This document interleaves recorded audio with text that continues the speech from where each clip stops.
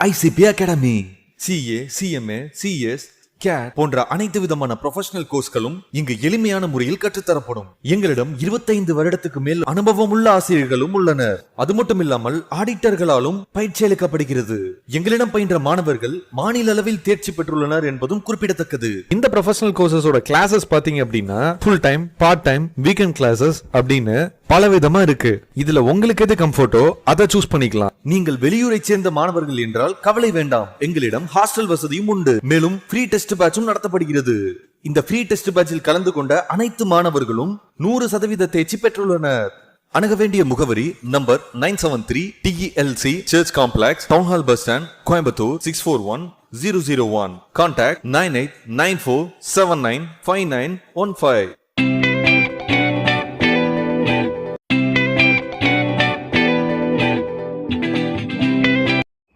Next employed ஏஜென்சியில் எதெல்லாம் include ஆகுது அப்படின்னு பார்த்தோம்னா, agency by estoppel section 237 where the principal by his conduct or statement willfully induces person to believe that certain person is his agent.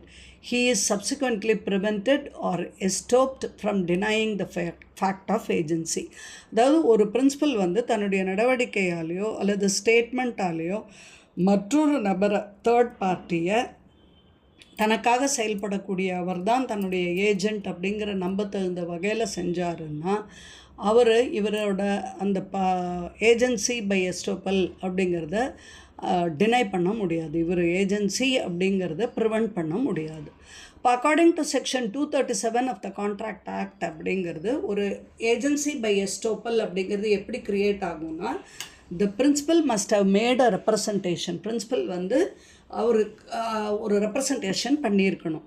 அடுத்தது அந்த representation வந்து இம்ப்ளைடாவோ எக்ஸ்பிரஸ்டாவோ இருக்கணும். மூணாவது, த ரெப்ரசன்டேஷனில் வந்து ஏஜெண்ட்டுக்கு அத்தாரிட்டி இருக்குது அவருக்கான ஒரு செயல்பாடுகள் செய்யறதுக்கு அப்படிங்கிறத வந்து அது சொல்லப்பட்டு இருக்கணும். To do certain act although really he has no authority. அந்த ரெப்ரசன்டேஷன், அந்த செயல்பாடு வந்து அதை காட்டக்கூடியதாக இருக்கணும். நான்காவது வந்து அந்த பிரின்சிபல் வந்து அந்த தேர்ட் பார்ட்டியை இதை இன்டியூஸ் பண்ணியிருக்கணும், அதை நம்ப வைக்கிற மாதிரி செஞ்சுருக்கணும். ஐந்தாவது, அந்த தேர்ட் பார்ட்டி இந்த ரெப்ரசன்டேஷனாலேயோ இவர்களுடைய செயல்பாடுகள்னாலேயோ இது வந்து ஏஜென்சி கான்ட்ராக்ட் தாங்கிறது நம்பியிருக்கணும். இத்தனையும் இருந்தால் அதை வந்து ஏஜென்சி பை எஸ்டோப்பல்னு சொல்கிறோம். இதை எக்ஸாம்பிள் 6 எப்படி டெக்ஸ்டுவல் எக்ஸாம்பிள் எப்படி சொல்கிறாங்கன்னு பார்ப்போம்.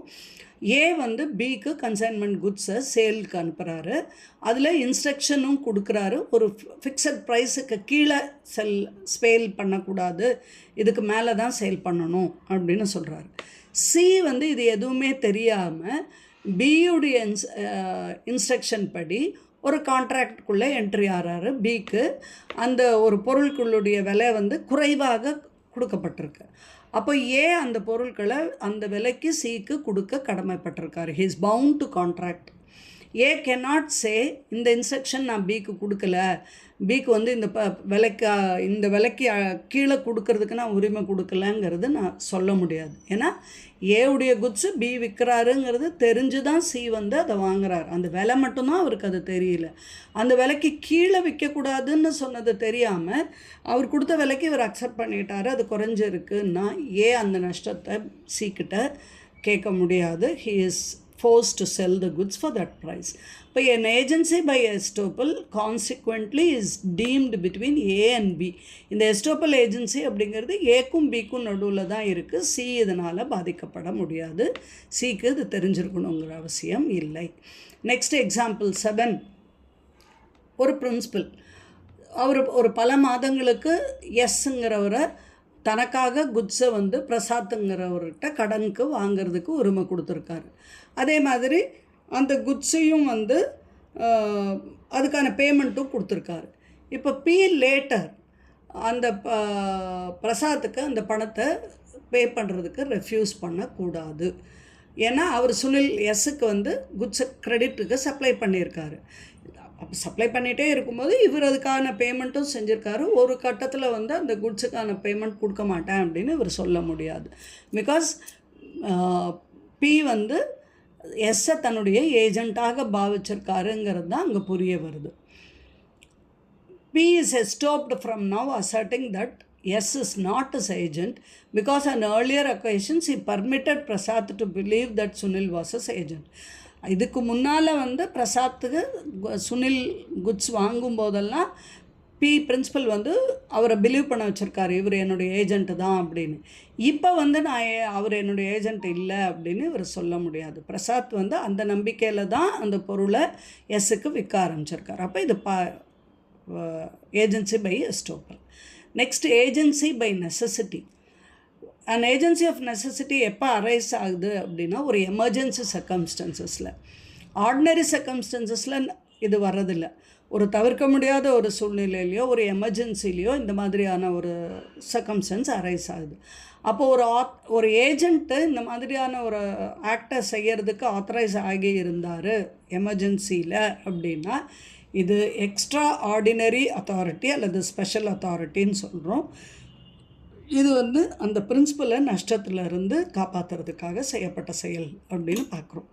Example 8, Raja has a large farm on which Shyam is a caretaker. Raja தான் பிரின்சிபல், ஷியாம் வந்து அந்த ஒரு பெரிய அவருடைய ஃபார்மை வந்து பார்த்துக்கக்கூடிய ஒரு கேர்டேக்கராக இருக்கார். இப்போது ராஜா வந்து கனடாவில் இருக்கும்போது இங்கே ஒரு ஃபார்முக்கு நெருப்பு பற்றிக்குது.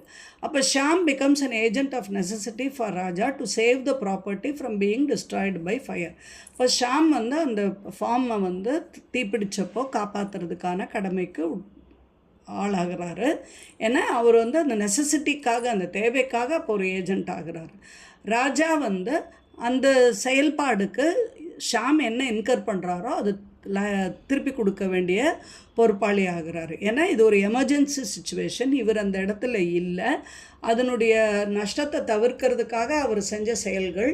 அப்போது ராஜாவோட ஆப்சன்ஸில் செஞ்சதுனாலும் அவர் வந்து அந்த அவருடைய செயல்பாடுக்கு என்ன செலவாச்சோ அதை திருப்பி கொடுக்க வேண்டிய கடமைக்கு பொறுப்பாளி ஆகிறார்னு பார்க்குறோம் நம்ம. இது வந்து agency by necessity. Next agency by operation of law. By law எப்படி ஒரு சட்டத்தின்படி ஒருத்தர் ஏஜென்ட் ஆகிறார். ஒரு when a law treats one person as the agent for another, then the others are bound. இப்போ ஒரு பார்ட்னர்ஷிப் ஃபார்மில் ஒன் பார்ட்னர் வந்து according to the partnership act வந்து he is the agent of all the other partners for the business of the firm. அந்த ஃபார்மினுடைய பிஸ்னஸ்க்காக ஒரு partner மற்ற எல்லா பார்ட்னருடைய ஆக்டிவிட்டீஸையும் find பண்ணுற ஏஜென்ட், அவருக்காக செயல்படக்கூடிய ஒரு நபராக தான் இருக்கார். அப்போ சட்டத்தின் படியால் பார்ட்னர்ஷிப் ஆக்ட் படியால் he is an agent for the others. அப்போ இதுவும் வந்து ஏஜென்சி அக்ரிமெண்ட்டுன்னு ஒத்துக்கணும். ஏஜென்சி பை ஆப்ரேஷன் ஆஃப் லான்னு பார்க்குறோம். Next right of person has to act done for him without his authority effect of ratification section 196. ஒருத்தர் மற்றவருக்காக சில செயல்கள் செய்கிறாரு, ஆனால் without his knowledge or authority he may elect or ratify or to disown such act. If he ratifies them, the same effect will follow as if they had been performed by his authority. அதாவது இவர் எக்ஸ்ப்ரெஸ்ஸாகவும் சொல்லலை, இம்ப்ளைடாகவும் சொல்லலை, ஆனால் ஒரு நபர் செய்கிற செயல்பாடுகளை இவர் தடுத்து நிறுத்தாட்டா அவர் இவருடைய ஏஜென்ட்டுன்னு ஆகுது.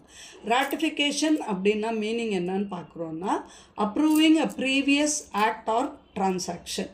ஒருத்தருடைய செயல்பாடுகளை அப்ரூவ் பண்ணுறது, ஒத்துக்கிறது.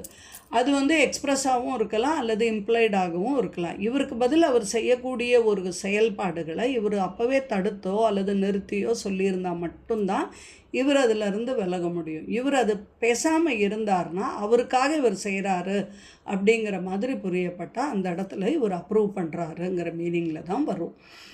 இப்போ எக்ஸாம்பிள் 9 வந்து X who is Y's agent as on 10th January purchases goods from Z on credit without Y's permission. எக்ஸுங்கிறவர் ஒய்யுடைய ஏஜென்ட்டை அவர் Z இடத்துலேருந்து கொஞ்சம் கடனுக்கு பொருளை வாங்குறாரு, ஆனால் அந்த ஒய்யுடைய பர்மிஷன் இல்லாமல். After the purchase on 20th January 2022, a Y tells X that he will accept responsibility to pay for the purchases, although at the time of purchase the agent had no authority to buy on credit. Y சொல்கிறாரு, நான் responsibility ஒத்துக்கிறேன், ஆனாலும் அப்போ வாங்குறப்போ நான் authority கொடுக்கல அப்படின்னு சொல்கிறாரு.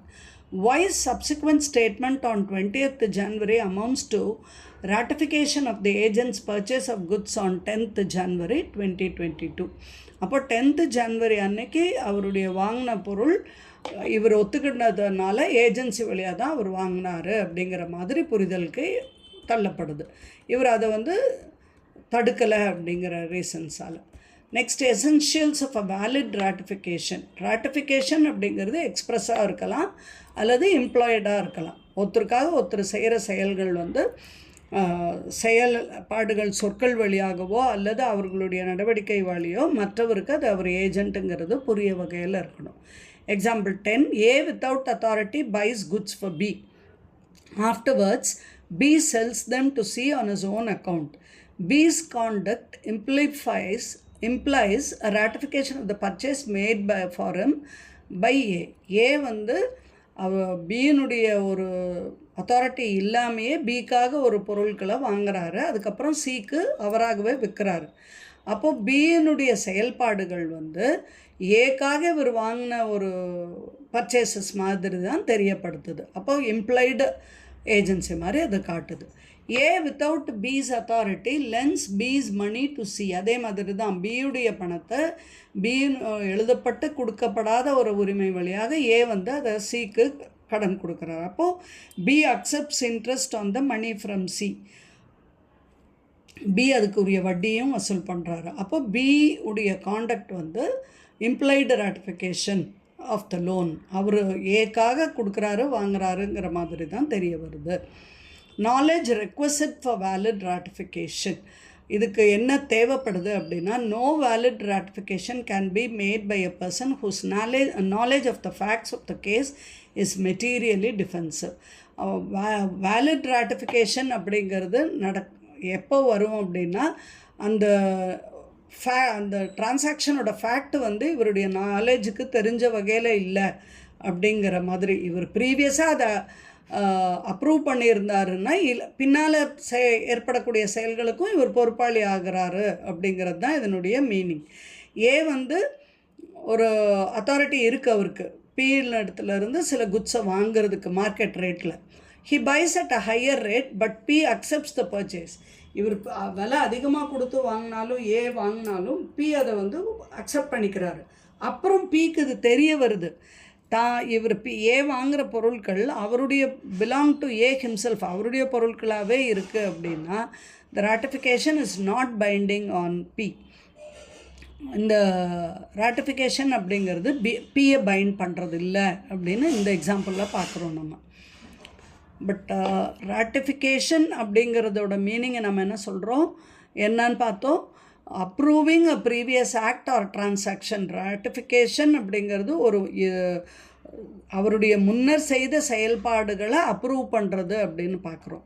இப்போ இந்த இடத்துல வந்து ஏக்கு அத்தாரிட்டி இருக்குது to buy certain goods at the market rate. Market ரேட்டில் பி பொருள் வாங்கிறதுக்கு அவருக்கு உரிமை கொடுத்துருக்கு. பட் பி என்ன பண்ணுறாரு, ஏ ஹேஸ் அன் அத்தாரிட்டி, ஏக்கு அத்தாரிட்டி இருக்குது பிக்காக குட்ஸ் வாங்க. அப்போது ஹையர் ரேட்டில் ஏ வாங்கும்போதும் பி அதை அக்செப்ட் பண்ணிக்கிறாரு. அதுக்கப்புறம் பிக்கு தெரிய வருது அந்த குட்ஸு பர்ச்சேஸ் பண்ணுற ஏழு இடத்துல வாங்கின பொருளே தான், B belong to A himself, அவருடைய பொருளையே அவர் பிக்கு விற்றுருக்காரு அப்படின்னு. அப்போ இந்த ratification is not binding on பிக்கு இந்த ராட்டிஃபிகேஷன் பைண்ட் பண்ணாது. ஏன்னா பி என்ன சொல்கிறாரு, மார்க்கெட் ரேட்டில் வாங்கிறதுக்கு மட்டும்தான் அத்தாரிட்டி கொடுத்துருக்காரு. அப்போ அத்தாரிட்டி அவர் கொடுத்தபடி இவர் செயல்படாததுனால இது பிஏ பைண்ட் பண்ணாதுன்னு இந்த எக்ஸாம்பிள் பார்க்குறோம். Whole transaction must be ratified section 199. There can be a ratification of an act in entirely or its rejection in entirely. Principal cannot ratify a part of the transaction which is beneficial to him and reject the rest. அதாவது இப்போ section 199 என்ன சொல்லுதுன்னா, ஒன்றா ஒத்துக்கிட்டால் முழு டிரான்சாக்ஷனையும் ஒத்துக்கணும், இல்லைன்னா முழு டிரான்சாக்ஷனையும் reject பண்ணணும். இவருக்கு சாதகமாக இருக்கிற ஒரு பகுதியை மட்டும் ஒத்துக்கிட்டு மிச்சத்தை ரிஜெக்ட் பண்ணுறது அப்படிங்கிறது ஒரு பிரின்சிபல் செய்ய முடியாது அப்படிங்கிறது தான் செக்ஷன் 199 சொல்லுது. Ratification cannot injure third person, section 200. ஒரு மூன்றாவது நபரை அதை அஃபெக்ட் பண்ணுச்சு அப்படின்னா அந்த இடத்துல பிரின்சிபல் ஆஃப் ராட்டிஃபிகேஷன் அக்செப்டன்ஸுங்கிறது டஸ் நாட் அப்ளை. ராட்டிஃபிகேஷன் அதே மாதிரி கான்ட்ராக்டுடைய தேதிக்கு முன்னர் ஏதாவது கான்ட்ராக்ட் இருந்ததுன்னா அந்த இடத்துல தேர்ட் பார்ட்டிக்கு இன்டர்வீனிங் டைம் இருந்துச்சுன்னா அது வந்து அஃபெக்ட் பண்ணும். அதை வந்து ஒத்துக்கொள்ளப்படாது, பிரின்சிபல் ஒத்துக்க வேண்டியது இல்லை. Example 13, A not being authorized thereto by B demands on behalf of B the delivery of chattel, the property of B from C. ஏக்கு ஆத்தரைசேஷன் கொடுக்கல, உரிமை கொடுக்கல, ஆனால் பி வந்து சின்னு இடத்துல இருக்கக்கூடிய ஏவுடைய ப்ராப்பர்ட்டியை கேட்குறாரு, அதை உரிமையை வாங்குறாரு. அப்போ சி கிட்ட தான் இருக்குது.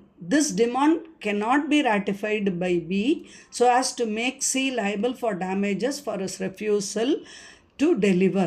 அப்போ பி வந்து சி கொடுக்காததுனால ஏற்படுற டேமேஜஸ்க்கு இவர் கேஸ் போட முடியாது. Example 14, A holds a lease from B terminable on 3 months notice. C, an unauthorized person, gives notice of termination to A. The notice cannot be ratified B so as to be binding on A. A வந்து ஒரு லீஸை hold பண்ணுறாரு B கிட்ட இருந்து, அது 3 மாதம் notice கொடுத்துட்டு தான் அந்த லீஸ்லேருந்து டெர்மினேட் ஆகணும். சி இதில் நடுவில் ஒரு அன்ஆத்தரைஸ்டு பர்சன் வந்து ஏக்கு டெர்மினேஷன் நோட்டீஸ் கொடுக்குறாரு. அந்த நோட்டீஸால் பி எந்த விதத்துலேயும் பாதிக்கப்பட மாட்டார் அப்படிங்கிறது தான் பார்க்குறோம். Next, ratification within reasonable time. Ratification அப்படிங்கிறது ஒரு குறிப்பிட்ட காலத்திற்குள்ளே நடைபெறணும், அதே மாதிரி அதனுடைய கம்யூனிகேஷனும் தெரியப்படுத்தணும். நெக்ஸ்ட்டு லாஸ்ட் வந்து act to be ratified must be valid. அது வந்து வேலிடிட்டியாக இருக்கணும். Payment of dividend out of capital, இல்லைனா சிக்னேச்சர் ஃபோர்ஜரி, கிரிமினல் அஃபென்ஸ், அந்த மாதிரி லாவால் பர்மிட்டாக செய்யப்படாத எதுவும் வந்து ராட்டிஃபைட் பண்ண முடியாது. வேலிடாக இருந்தால், அக்செப்டபுளாக இருந்தால் அதை ராட்டிஃபை பண்ண முடியும் அப்படிங்கிறதையும் பார்க்குறோம். தேங்க்யூ.